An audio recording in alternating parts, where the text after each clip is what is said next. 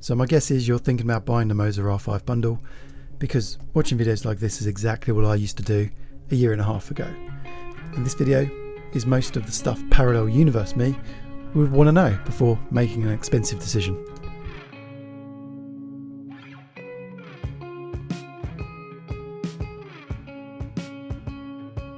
So the odds are I'm just like most of you watching now, not affiliated, occasional streamer when friends are interested, not a proper YouTuber, and hope that this is just another useful video for anyone interested.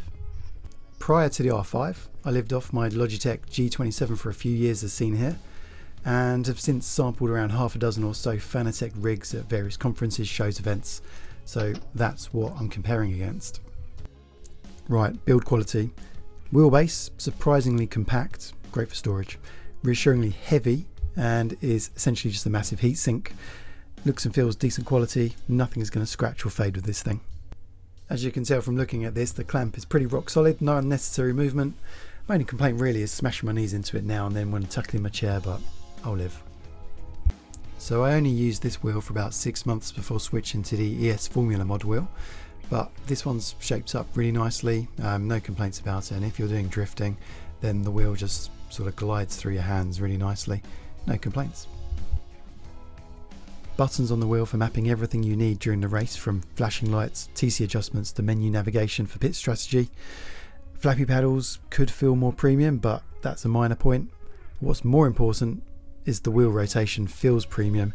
It does, and a year and a half later that remains silky smooth, zero unnecessary movement in the wheel, zero wobbles. What more do you want?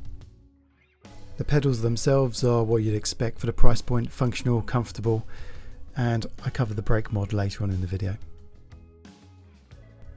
Right, a sensible question is actually how much force feedback is a comfortable baseline in most games? Plan on going to the gym after this? Probably not. How much does Jimmy Broadbent dial it back? I was actually quite surprised.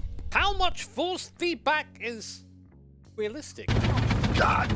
I'm on a MOZA R21, which, as the name suggests, has a peak output of 21, and frankly a lot of the time you don't need anywhere near that level of force feedback. For reference, by the way, I usually use around 3 or 4. Yup, 3 or 4. Now it may seem like anything above 5 Newton meters is a waste, but certainly not. It's the equivalent of a big engined car cruising at motorway speed versus a tiny 1 litre thing. It's comfortable within its capability, and you feel the detail through the wheel. Backed up by other reviewers saying the same thing, going from an R5 to something more meaty. They feel more detail with the wheel slip and the ABS. In no way does that mean the R5 is inferior though. It's just a little bit more effort to tweak the settings for an optimal output and minimal clipping. That's it really. I did run a poll a little while ago on YouTube, and about 50% of those watching had a proper sim rig, so if that is you and your budget does allow for it, go for the R9 or anything above, plus you get more choice of steering wheels. As for me, I don't really have the room for the proper sim rig, so my 12-year-old IKEA desk is doing the business for work and gaming. Anything more than an R5 is going to shake my desk apart, as demonstrated by a Rensport update which messed up my settings, but demonstrates just how much force can actually come out of these things. If you're streaming, make sure your camera and mic aren't attached to the desk. My monitor is wall mounted, my main monitor, for that exact reason. Look, if you're watching this, then you already know that the R5's pretty good value for money and one of the cheapest direct drive bundles out there. MOZA was up and coming when I first bought mine, but today it's well established with distribution centres globally to avoid silly delivery charges buying directly. I didn't actually realise my last video would get over 50,000 views, saying and warning people that just don't buy from MOZA directly, because the delivery charges are pretty hefty, and having mocked that up just now, it seems like that's still true to this day. And as a final point, I've seen some comments in my previous video that say that if you buy from a local store and there's a problem within warranty, you can send it back to the store and they'll deal with things. You don't have to mail it back to China, which was always a bit of a concern for me. Like anything, what's the reliability like, and are there any quirks to put you off? The brake pedal's got a bit of a squeak to it, but nothing a little grease can't sort out, obviously. Pedals still as good as day one. Never had an issue with them. We've already mentioned that the wheelbase is great and it can get particularly hot when the force feedback's cranked up, but it's never failed or cut out, and it's one big heatsink at the end of the day, so that's to be expected. My hollow desk on the other hand has taken a bit of a beating, and Rensport probably didn't help recently. Definitely suggest beefing up the underside of whatever you secure it to. No one's going to notice this, right? Right, what have I done with the pedals in a year and a half? So for most games I played, a clutch wasn't necessary, so got rid of it basically. It's my working from home desk, so the big gap through the middle was far more comfortable for me. Installed the brake mod performance kit just before an endurance race, possibly a mistake, because as it turns out I much prefer a lighter brake pedal with more travel. I simply find it easier to balance the car into certain corners and to gauge trail braking a lot better. With the mod fitted, I've put on screen the original calibration to illustrate the before and after pedal travel. Does the mod suit a desk setup? It might do if you're sat low enough and can really push from the hip in a straight line. I might even prefer it if I was sat in a more traditional posture on a proper sim rig, given my past experiences, but that one's down to you to decide. I've got no complaints with the standard wheel. It's actually a great all-rounder. Quite like it. I'm planning to switch back after a year's worth of having the ES Formula mod fitted.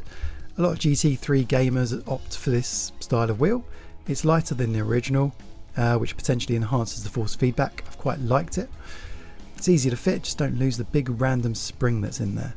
The only negative is that it looks quite small in my big hands, in the same way I wish my wife had smaller hands, but you can't have everything, can you? Just a very quick one to cover the cabling because it's such a boring subject. All 3 cables are now stored to the side of the desk so they don't interfere with the keyboard behind the wheel. I had to order a longer RJ45 cable for the pedals and also a longer printer cable which connects the base to the PC. All good.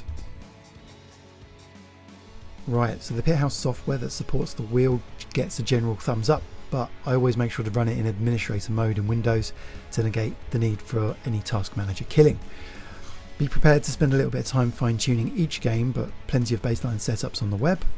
On that note, adjusting the frequencies isn't a rabbit hole I've had to go down just yet, but I'm sure it's coming. Worth noting that you'll notice a decent amount of force feedback differences between cars and tracks on something like Assetto Corsa, the heavier front engine stuff versus something like the McLaren for instance, which is a lot lighter. I've also made a video on setting up Forza 4 and 5 which weren't natively supported, but it's only a 2-minute faff, so everything's catered for, all good. Right, so the question is, given the current market, would I choose anything different? Probably not, unless I could stretch for an R9 package with a GT Omega Apex wheel stand, which I've been flirting with the idea. There are some good alternatives on the R5 out there, but it's still one of the strongest entry-level packages for direct drive, and there's not been a lot of noise surrounding reliability issues, which is cool, unlike Fanatec, who are in all kinds of trouble at the moment. Of course, there are plenty of other YouTube videos out there with more detailed reviews on the R5, and hopefully this is just some first-hand stuff from an early adopter, and it's of some value to you, help with any decision making. And if you've made it this far, of course, I've had some fun making this. Cheers for watching.